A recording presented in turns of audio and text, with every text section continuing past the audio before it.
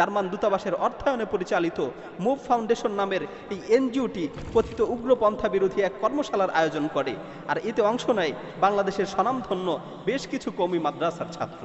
এই কর্মশালায় গিয়ে আমাদের কওমির সন্তানরা কি করছে? তারা লজ্জা শরমের মাথা খুইয়ে গ্রুপ ওয়ার্কের নামে মেয়েদের গা ঘেঁষে ঘনিষ্ঠ হয়ে বসছে। তারা তাদের হাত ধরে সহনশীলতার নামে নাচানাচি করছে। দেয়ালে দেয়ালে ক্রুশ, পাদ্রী পুরোহিতের ছবির সামনে দাঁড়িয়ে শুদ্ধ ধর্মীয় জ্ঞান শেখার শপথ নিচ্ছে। নারী পুরুষ হাতে হাত মিলিয়ে জঙ্গিবাদ নিপাত যাওয়ার স্লোগানে মেতে উঠেছে। আজ ক্রুসেডার রাষ্ট্র জার্মানির অর্থায়নে পরিচালিত মুভ ফাউন্ডেশন নামের এনজিও সংস্থাটি আমাদের কওমি পড়ুয়াদের সহনশীল ও আধুনিক বানাচ্ছে। তাদেরকে মডারেট ইসলামের শিক্ষা দিচ্ছে, সিভিল ডেমোক্রেটিক ইসলাম শেখাচ্ছে, অসাম্প্রদায়িকতার চেতনা গেলাচ্ছে। আর আমাদের আকাবিরে দেওবন্দের অনুসারী হবার দাবিদারেরা তাদের কাছে বিশুদ্ধ ধর্মীয় জ্ঞান শেখার শপথ নিচ্ছে। উপরে ওঠার সিঁড়ি দিয়ে কতটুকু নিচে নেমে যাচ্ছেন আমাদের ভবিষ্যতের আল্লামারা। মুভ ফাউন্ডেশনের কর্মশালায় অংশগ্রহণ করা কওমি মাদ্রাসার ছাত্রদেরকে আমরা প্রশ্ন করতে চাই, শাহ সৈয়দ আহমদ শহীদ রহমাতুল্লাহি আলাইহি উনার আদর্শ কি বিশুদ্ধ ছিল না? বালাকোটের বীর শহীদের ইসলাম কি বিশুদ্ধ ছিল না? তিতুমিরের বাঁশের কেল্লা কি সঠিক ধর্মীয় জ্ঞানের উপর প্রতিষ্ঠিত ছিল না? ব্রিটিশদের বিরুদ্ধে জিহাদকে ফরজে আইন যারা ঘোষণা দিয়েছিলেন সেই শাহ আব্দুল আজিজ মুহাদ্দিস দেহলভী আর রশিদ আহমদ গাঙ্গুহিদের ধর্মীয় চিন্তা চেতনা কি বিশুদ্ধ ছিল না? কাসেম নানুতুবি রহমাতুল্লাহি আলাইহি আর আল্লামা আনোয়ার শাহ কাশ্মীরি রহমাতুল্লাহি আলাইহির মতো বিচক্ষণ ওলামায়ে কেরামের ধর্মীয় জ্ঞান কি বিশুদ্ধ ছিল না? হকের প্রশ্নে আপোষহীন ইমাম আবু হানিফা রহমাতুল্লাহি আলাইহির ধর্মীয় জ্ঞান কি বিশুদ্ধ ছিল না? তাদের আদর্শ ছেড়ে, তাদের ইলমি ওয়ারিস হবার পথ ছেড়ে আপনারা কোন পথ ধরে হাঁটছেন? হায় আফসোস, কওমি মাদ্রাসার সন্তানদেরকেও আজকে মুভ ফাউন্ডেশনের মতো খ্রিস্টান মিশনারিতে যেয়ে শুদ্ধ ধর্মীয় জ্ঞান শেখার শপথ নিতে হচ্ছে। দখলদারিত্বের বিরোধিতার জন্য, আগ্রাসনের মুখে দ্বীন ও উম্মার হেফাজতের জন্য দারুল উলুম দেওবন্দ প্রতিষ্ঠিত হয়েছিল। আর আপনারা কিভাবে সেই দেওবন্দের প্রতিনিধিত্বের দাবিদার হয়ে উম্মার শত্রুদের কাছে গিয়ে সহনশীলতা শিখছেন?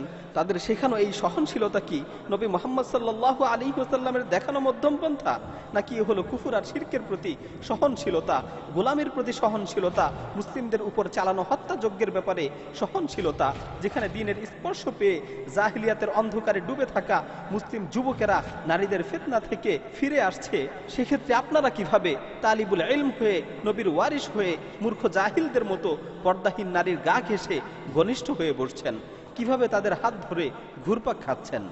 কাফিররা যখন মির্জা গুলামের মাধ্যমে মুসলমানদেরকে গোমরাহ করার ষড়যন্ত্র করেছিল, তখন আকাবিরে দেওবন্দ এই ফিতনার বিরুদ্ধে অগ্রণী ভূমিকা পালন করেছিলেন। আজ আপনারা কিভাবে কওমি মাদ্রাসার ছাত্র হয়ে ইসলামকে বদলে দেওয়ার এ যুদ্ধে কাফিরদের আদর্শিক সৈনিকে পরিণত হচ্ছেন? লা হাওলা ওয়ালা কুওয়াতা ইল্লা বিল্লাহ। এখনো সময় আছে। এই অধপতনের পথ থেকে ফিরে আসুন, এই গোলামির পথ থেকে ফিরে আসুন। সামান্য স্বীকৃতি আর দুনিয়া অর্জনের লোভে, কাফিরদের বেঁধে দেওয়া সংখ্যা অনুযায়ী আধুনিক হবার লোভে নিজেদের দুনিয়া ও আখিরাতকে বরবাদ করবেন না।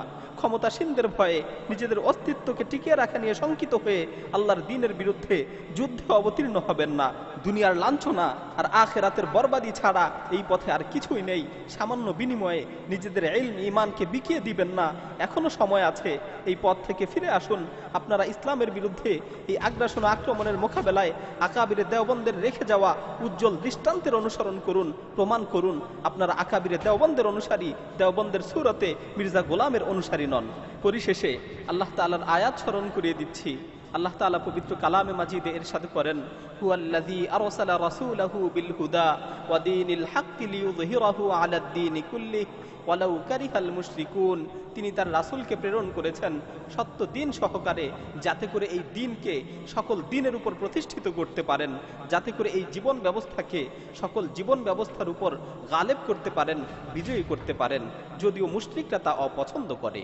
আল্লাহ তাআলা তার দিনকে হেফাজত করবেন, আল্লাহ তাআলা এই দিনকে গালেব করবেন, এটা তার ওয়াদা। আর নিশ্চয়ই আল্লাহর ওয়াদা সত্য, কিন্তু সেই বিজয়ী কাফেলার অংশ হতে হলে আমাদেরকে সেই যোগ্যতা অর্জন করে নিতে হবে।